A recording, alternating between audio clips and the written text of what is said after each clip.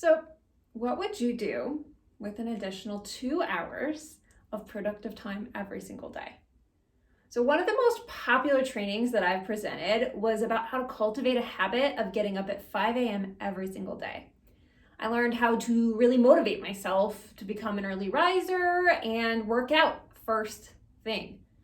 I got 2 hours of intentional, productive work done every single day and time for myself before anybody else in the house woke up. So before I go any further, let me introduce myself. My name is Erin Hayworth, and I am a small business strategist and productivity coach. I help online entrepreneurs, usually service-based, but I do work with a few product-based clients as well, to get to their goals faster and easier. So let's go back to this idea of more productive work every single day. I think the reason that my 5 a.m. training that I did was so popular is because I know a lot of people wish they had more time in the day to get important things done, no matter what, especially when chaos is kind of like an everyday occurrence for you at this point. We all really want to be more productive, but between where we are and productivity, there happens to be a lot of resistance, to-dos, and distractions. So what's the answer? How do you become ultimately productive? So a really big piece of the productivity puzzle are those habits that we create. In fact, 40% of what we do every day is habit. So what does that actually mean? What does habit actually mean? Well, Merriam-Webster defines a habit as an acquired mode of behavior that has become nearly or completely involuntary. Basically, a habit is a response to a trigger event that we do automatically. So think about washing your hair whenever you're in the shower, or getting dressed every day. You likely don't even really think about doing it, but when you do those things, you wash your hair first and then wash your body, or vice versa, whatever your habit is. Or when you get dressed, you put on underwear, then pants, then a top, or again, whatever order your habit is. You probably don't even think about the order, but it's the same every single time. Or when you're sitting in a doctor's office waiting for your appointment, you immediately pull out your phone and start scrolling just because you're bored, right? So habits can really serve us. And how do they do that? Well, not having to consciously think about everything to do every single day. Again, 40% of what we do is habit every single day. Not having that be 100% of everything that we do is conscious actually saves your energy and your mental bandwidth, so you can spend that energy and mental bandwidth on things that really require them. So instead of using all your energy trying to figure out what order to get dressed in, you can lean into your habits, like putting your underwear on, pants on, shirt on, whatever the routine is, to free you up to use that energy to make big business decisions, write content, and deliver really awesome value to your clients. So not all habits are going to get you where you want to go, right? But let's think about this. Intentional habits is what a lot of the buzz and hubbub lately has been about, setting specific habits to get to an ultimate goal. So it does take a little bit of work and some dedication, but if you get super intentional about the habits, then the results can be super, super significant to your journey and your growth. So basically, habits can change your life.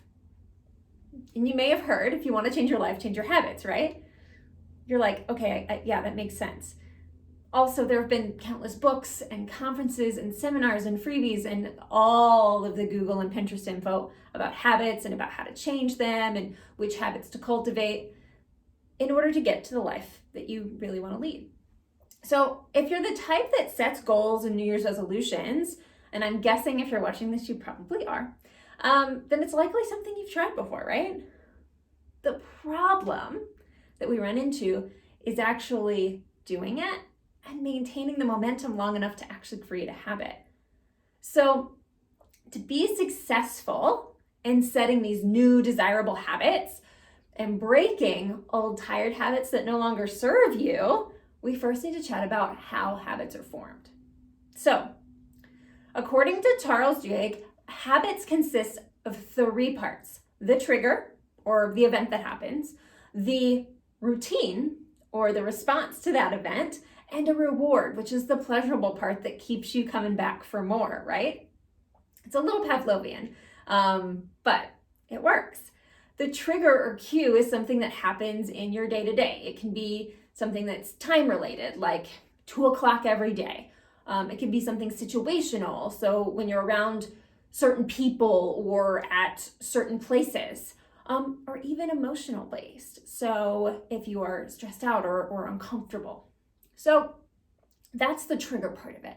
The routine is the action you take in response to that trigger or cue. So this can literally be anything. And it usually is what we talk about changing when we talk about changing habits. It can be something like reaching for a soda or for water when you're thirsty. 2 different choices, right? It can be reaching for a cookie during a mid-afternoon slump. It can be working out right after work every day. It can be scrolling Instagram in bed, right? It can be anything. The reward part of it is that feel-good piece of it that, again, keeps us coming back for more. It comes as a direct response to the response, right? From that routine, from that action that you take. The cookie tasted yummy. You got a hit of endorphins from your workout right after work. You get little hits of dopamine from social media scrolling. So there are things, now that you know a little bit about how habits are formed, again, that was super, super short and just scratching the tip of the iceberg there. But if you want to know more, you can, there's plenty of information there. But I want to talk about, we're going to talk about maintaining momentum. So in order to maintain momentum, you really need to figure out what is going to get in your way. And if you know what's going to get in your way, then you can sidestep it or be prepared for it. So we need to talk about 2 terms, good habits and bad habits. For the purpose of this training and for the purpose of pretty much anything that I talk about, good habits simply mean habits that are going to get you to your goals faster and easier. Whereas bad habits are those that impede your progress in pursuit of your dream life. That's it. There's no shame if there is a habit that you want to cultivate that the general population doesn't agree with or consider a good habit. As long as it gets you to your goals faster and easier, you're on the right track, okay? So we can usually recognize those things and the things that aren't getting us where we need to get to. And we know the different choices that we need to make us more happier and more fulfilled. We're not dumb. We know those things, right? So why is just knowing that not enough? Well, so a paper published in the Journal of Positive Psychology examined exactly this. It found that even though the study subject knew and recognized that more active activities would make them happier long term, they still chose passive activities like binging TV, spending hours on social media, sleeping too much, procrastination. Why did they do that? Even though they knew logically that these active activities could make them happier in the long run, the activities were seen as daunting and less enjoyable because the payoff or that reward wasn't instant. So, and then you think about the passive activities. So why did they choose those? Those passive activities gave immediate gratification through dopamine, connectedness, or alleviating an immediate pain. Remember, reward is a key part, one of the 3 key parts of a habit. Scrolling on social media gives us these little hits of dopamine, which is that neurotransmitter that gives us that feeling of pleasure. Binge watching TV gives us not only hits of dopamine, but it also gives us a false sense of connectedness, because the longer we watch someone's story, the more we care about them and relate to them. So if you've ever binge watched an entire season over a weekend or something like that, you are developing a false sense of connectedness to the players in the story. Anybody else done that with Game of Thrones? Okay. No shame. We've all been there. We've all done it. Things like drinking soda can give you a burst of energy from the sugar and the caffeine. Sleeping too much can be a form of escapism when your life isn't what you want it to be. So it alleviates that immediate pain. Procrastination is another habit, and it's also about self-preservation, alleviating a pain, right? That impending pain of what if something doesn't go right? What if I fail? What if, or I just don't want to do it because it's painful. So now that we know what we're up against, how can we go about changing habits and then make it sustainable? As I mentioned earlier, changes in routine is often when we think about when we change habits. Again, 3 key parts: the cue or the trigger, the routine or the response, and the reward. When you wake up, instead of reaching for a sugary latte, you reach for green tea. That's an example of changing your response. After work, you head to the gym instead of happy hour. Again, changing the response. The trigger would be you finish work. Sometimes this is enough. Sometimes this right here is exactly what you need in order to change. But sometimes you need to change something else to be successful. So again, 3 parts. Let's talk about the trigger. So for the trigger, if you want to change or modify the trigger, you may avoid coming into contact with the trigger if it's situational. So if a trigger is a person or a specific place, try not interacting with that person or going to that place. Seems super simple enough, right? Or it may be something as simple as proximity. So for example, I keep a bottle of water right here with me at all times to make that choice more convenient than choosing a soda, which I do not keep in the house, or a latte, which I have to actively either make myself or go to the coffee shop for. Because whenever I'm working, I know I like to sip on something. And if I have water nearby, I'm more likely to choose that. So the idea behind this is keeping the choices that you want to make more easily accessible, and make the choices you want to eliminate or reduce much more of a pain in the ass to come by, right? So this could also look like leaving your phone in the other room at night and keeping a book on the bedside table. So the trigger may be you go and lay down at night, but if you have a phone there, you're more likely to reach for the phone. If the phone is in the other room, then you're more likely to reach for the book, right? Okay, so that's how we can change the trigger a little bit. Now let's talk about the other end, and that's the reward, okay? So that study that I cited from the Journal of Positive Psychology found that the immediate reward was more important than the long-term reward in changing behaviors. So let's think about that in terms of changing these habits. How can we make that work for us? Cultivate good habits to replace those bad habits by creating rewards that make a different decision more attractive in the moment. So let me say that another way. So the idea here is to make the reward of that good habit something you want more than the reward of that bad habit. Ask yourself, what do I want right now more than I want that dopamine hit, more than I want that sugary caffeinated high? What do I want right now more than that?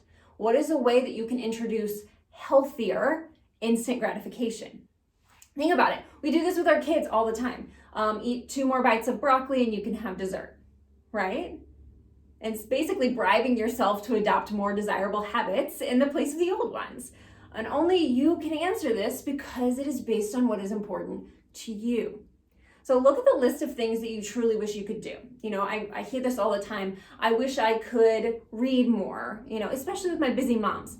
I wish I could read more. I wish I could take a bath. I want to be able to spend more downtime playing with the kids, whatever it is.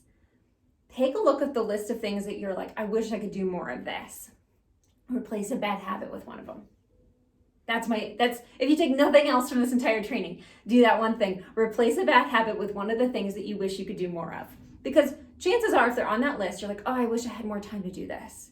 But you have bad habits that are taking up your time anyways. So 2 birds, 1 stone here. So instead of watching TV in the evening for hours, you take a bubble bath with some wine, so you get to relax, and it is time swapped. You're not adding anything. You're not wasting any more time, right? Or maybe you put a mark on a habit tracker. I know for me, being able to see a continuous line of things that I've not, or that I have done or I've not done. So say I want to meditate every day. If I make a check mark that I meditate every single day, that provides a little dopamine hit because I can see my accomplishment. It might be something like you stop scrolling after 7 p.m. every day, you make a mark, whatever it is, but you can get that same dopamine hit from something else. Or maybe you tell somebody about it. Maybe you have an accountability partner and you tell somebody about it and they give you a pat on the back and the recognition, which also gives you a dopamine hit. So maybe you only watch your favorite show while you're on the treadmill. That one's genius, right? The result, you watch less TV or you exercise more. Those are your two options. So maybe, and this is one of my favorites, and this is actually how I was able to cultivate a habit of getting up at 5 a.m. and working out immediately. But I rewarded myself with a cup of French roast coffee with my favorite hazelnut creamer only after my workout was done. So if I didn't do my workout, I didn't get my awesome coffee. So that was enough for me to be motivated to work out first thing. So maybe it's, again, you're trying to break the bad habit of procrastination. Maybe you do the damn thing and then you treat yourself because you deserve it. I know it sounds a little Pavlovian, but you are, in essence, training yourself to associate immediate pleasure with habits that may not have any inherent instant gratification. Again, it's working with how your mind works, how you work to choose something else.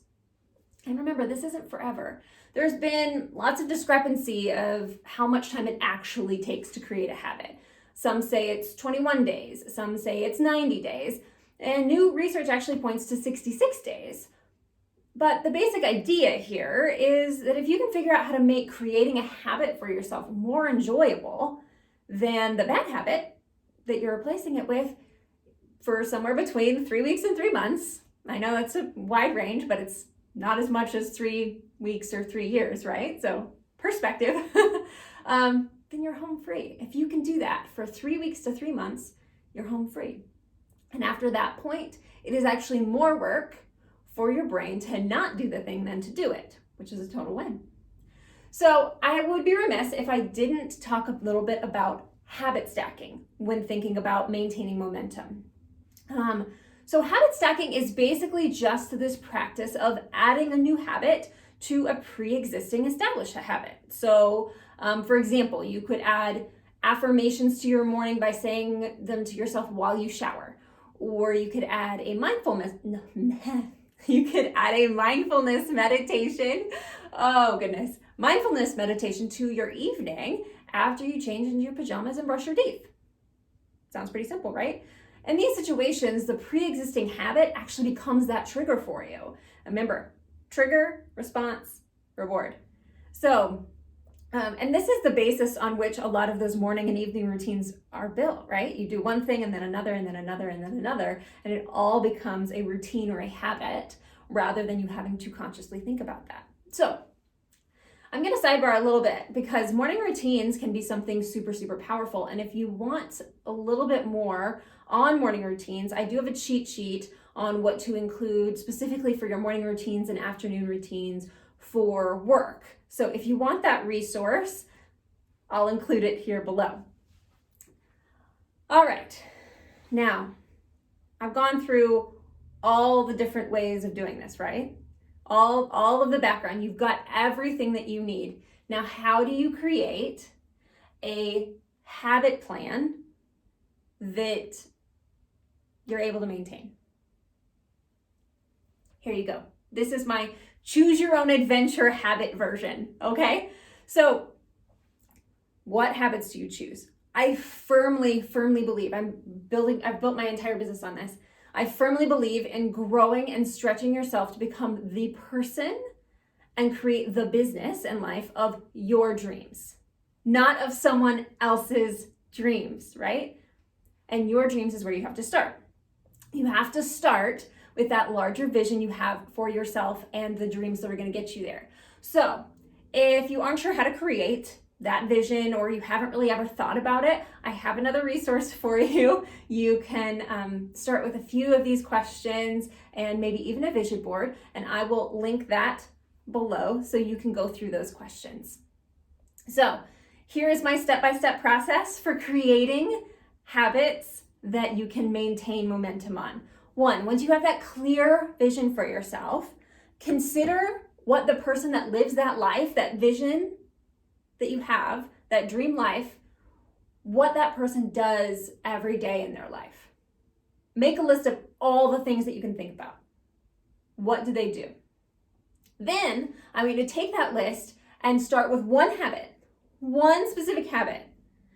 Yes, it's going to be hard to figure out which one habit, but just think about, okay, if I can cultivate this one habit, that will make everything else easier or impossible, okay? Write it down.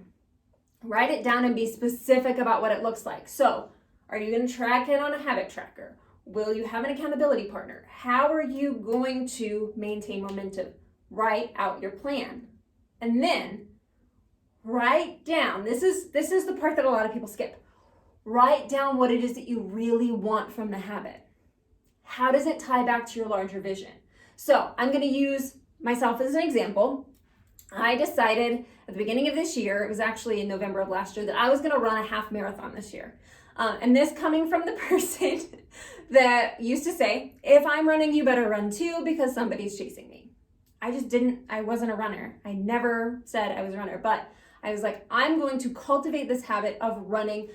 I'm going to cultivate this habit of running so that I can run a half marathon. So, with everything that's been going on with COVID, I'm not sure if the half marathon that I signed up for is actually going to happen, right? I signed up for a 5K as like a benchmark kind of a thing, and it did not happen. But running the actual half marathon wasn't the reason that I was doing it. The vision of myself in 5 years and 10 years, it wasn't somebody that won marathons or just finished marathons for the sake of finishing a marathon and getting a medal.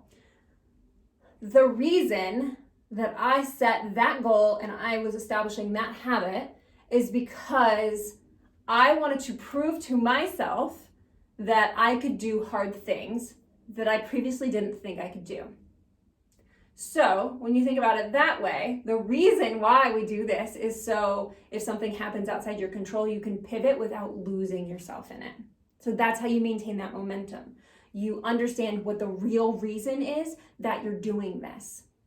So if the real reason I'm doing this is to prove to myself that I can do hard things that I didn't previously think I could do, and it does have something to do with health, is right? Well, right? And I don't have to be in a marathon to run a half marathon to run 13.1 miles.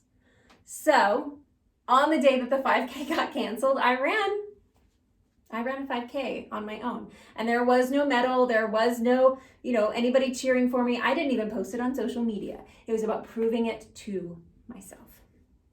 So we have talked a lot about habit. It's basically habit 101 plus how to actually maintain that momentum. If you need some help thinking about what habits you might consider as you're thinking about what does the best version of myself in 10 years, what does she do? What does her life actually look like? I created a little cheat sheet for you. So I created a cheat sheet of 21 habits that you can cultivate to get what you want, not that you have to. And this isn't a directive. This is the formula to get where you're wanting to go. This is to spark something for you so you can figure out the habits that are truly going to work for you, because that is the key to creating habits that you can maintain momentum on and that are truly going to serve you. So if you want that resource, I've linked to it below. It is the 21 habits you can cultivate to get what you truly want. It's that cheat sheet. Go ahead and grab that below. Guys, that is all I have for you today. Until next time,